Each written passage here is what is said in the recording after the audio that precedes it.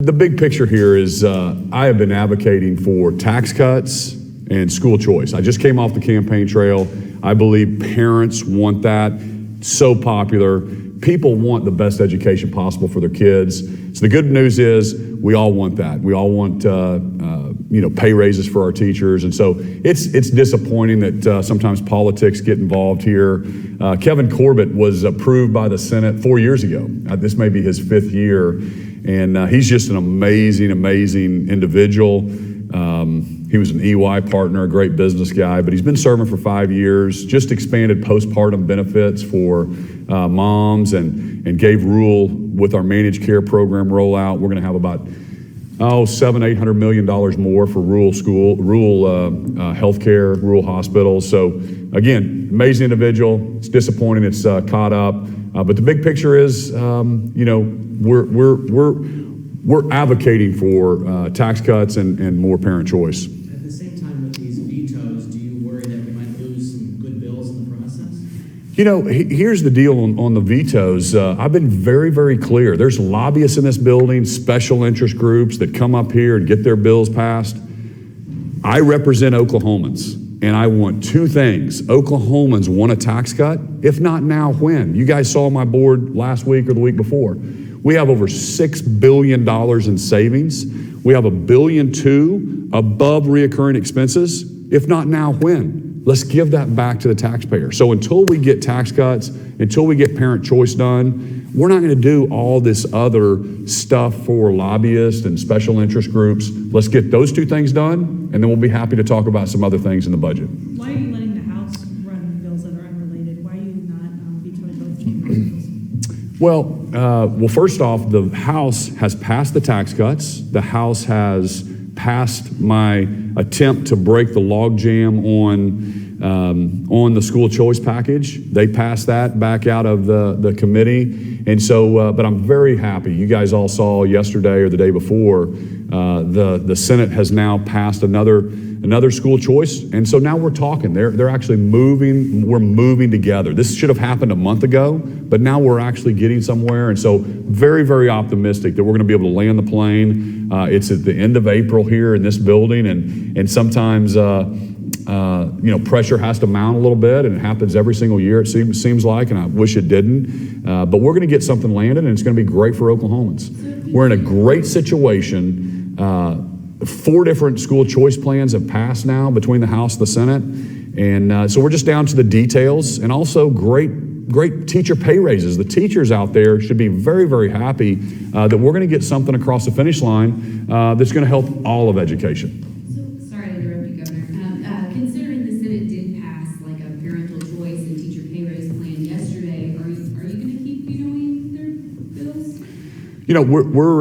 We're looking at I don't know. Stay tuned. Well, what was your reaction, Governor, to the package of 5 bills that the Senate did advance yesterday? It's a little different. It's a little less money into the overall situation, different tax credit structure.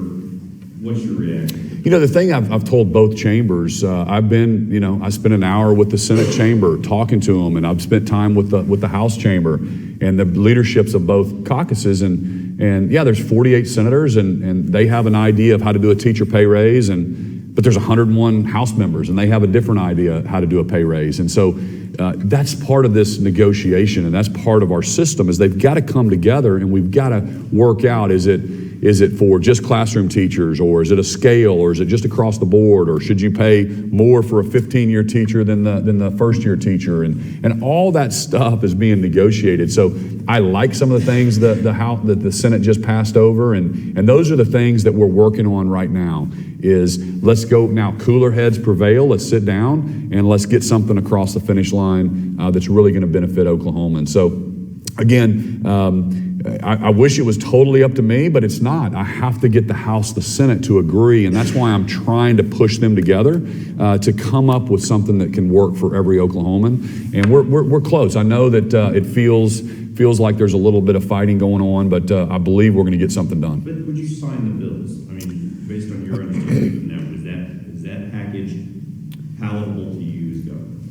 Absolutely. That bill, the House's bill, my bill, we've got to get school choice done. I don't like the fact that they're capping it. Eventually, it needs to have no cap to not hold back from a family but I like how they tiered it. The Senate did a great tiering job, I thought.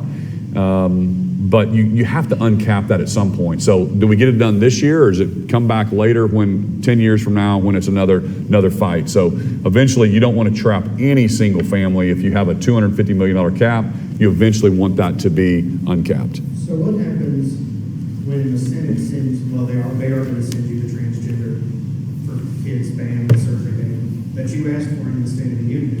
What happens when that reaches your desk and you're still vetoing Senate bills? This is something you wanted.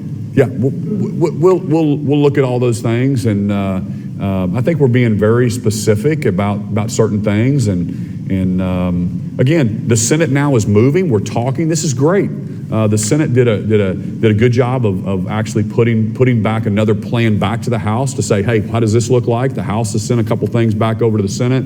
This is how this building works. But they didn't take up your tax cut proposal. You grab me a water. I'm sorry. They haven't taken up your tax cut proposal yet. They only took up one.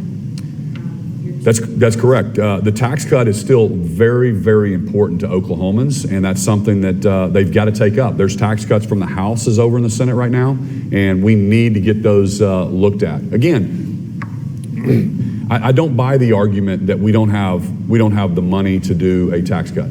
For more information, you can visit TulsaWorld.com.